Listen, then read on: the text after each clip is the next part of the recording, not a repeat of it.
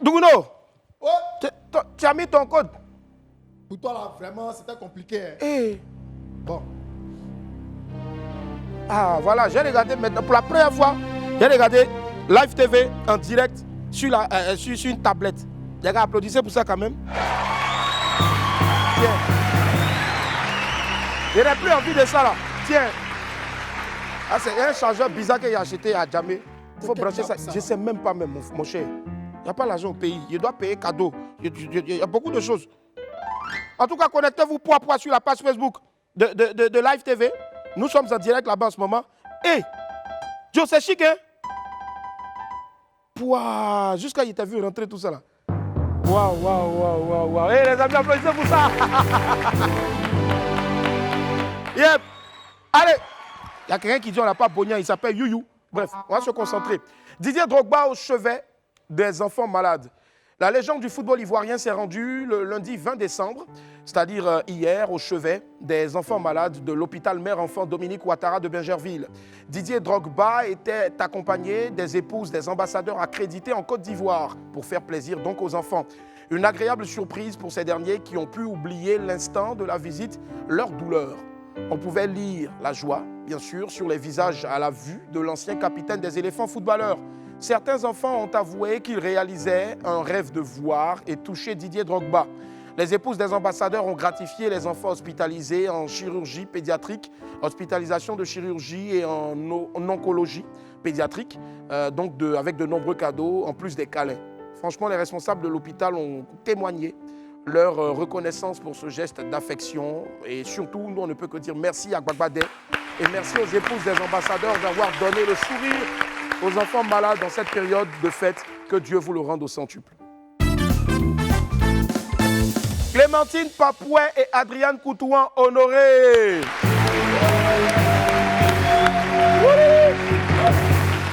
Clémentine Papouet et Adriane Coutouan sont aux anges. Clé, la dame de fer, épouse de Gou Doukrou, dans la série Ma famille, a été honorée à Kinshasa. On lit Kinshasa, mais nous, on dit maintenant Kinshasa, quoi. Et c'était le 12 décembre dernier, à l'occasion de la 3e édition du Trophée panafricain de la femme de valeur Moissi Yatalo. Voilà, Moissi Yatalo. Elle y a reçu donc le prix de la meilleure actrice de cinéma. Et la princesse de Kwada l'a annoncé elle-même sur les réseaux sociaux et elle a dédié son prix à ses fans et à toute l'Afrique. Quant à Adriane Coutouan, elle a été honorée par l'Organisation des Nations Unies pour l'éducation, la science et la culture, c'est-à-dire l'UNESCO. La comédienne et actrice a été faite ambassadrice pour la culture de la paix par la chaire UNESCO. Donc, Clé et Adrienne, nos deux mamans, nos deux figures de proue du 7e art africain, mais ivoiriens d'abord, terminent ainsi l'année 2021 en beauté. Vraiment les mamans, bravo à vous. J'en profite solennellement la main sur le cœur pour vous lancer une invitation à venir célébrer cette distinction sur le plateau de WAM. Les esprits et moi, on vous attend ici pour une émission de folie. On vous attend. On vous a. Non. Merci. Joël et Eunice Zunon, grands gagnants du prix Ivoire Humour 2021.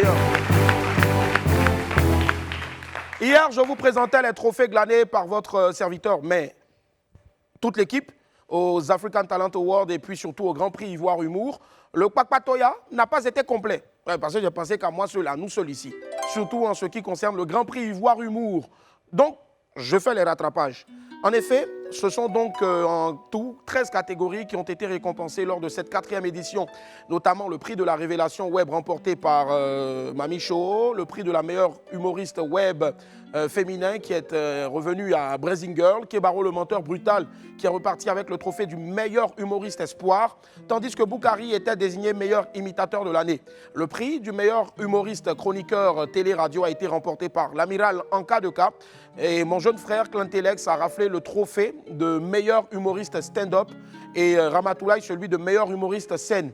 Les grands gagnants de cette année sont Eunice Zunon, BP Bouche Pointue, la présidente des Kwakwato, désignée meilleure humoriste féminine qui remporte une voiture, je pense que ça s'applaudit. Et mon frère de tous les temps, Joël Jojo, lauréat du Grand Prix Ivoire Humour qui remporte une villa d'une valeur de 30 millions de francs CFA. Voilà. Et pour la petite info, Ce sont les mêmes opérateurs immobiliers qui ont travaillé sur le Primut qui offrent encore. Merci les gars, merci infiniment. Bravo à tous les lauréats, bravo à Eunice et puis Joël. Et moi j'ai envie de dire quelque chose sur l'affaire des villas là. Mais bon, c'est mieux, je vais me taire.